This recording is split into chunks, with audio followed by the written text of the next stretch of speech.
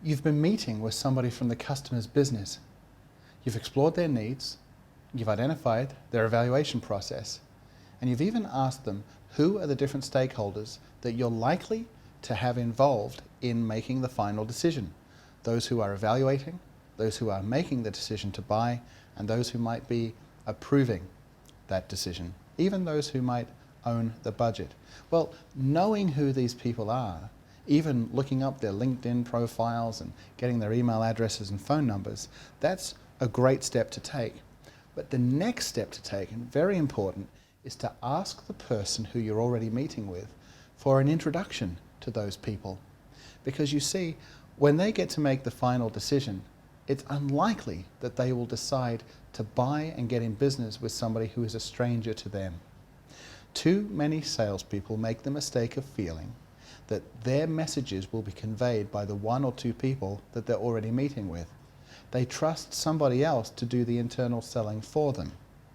But the most successful salespeople make sure that they understand who are all the people that will be involved in this decision. And they make sure that they get in front of those people.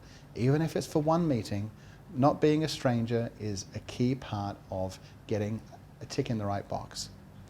But some of these people might be worth spending more time with and having multiple meetings with, because they are central to the whole heart of the project.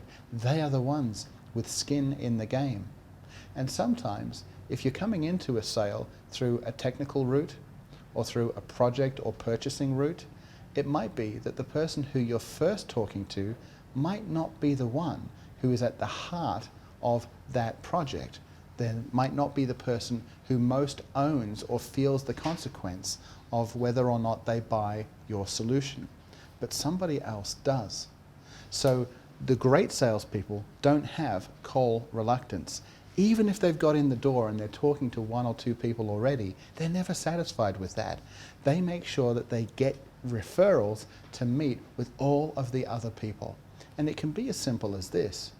Having met with a contact and mapped out who all the different people are in the evaluation process, they can simply say, these people seem like they're quite important to the whole process. How about you flick them a note to introduce me by email? Or if they're in the office today, could we drop by their desk on the way out so that I can be introduced to them?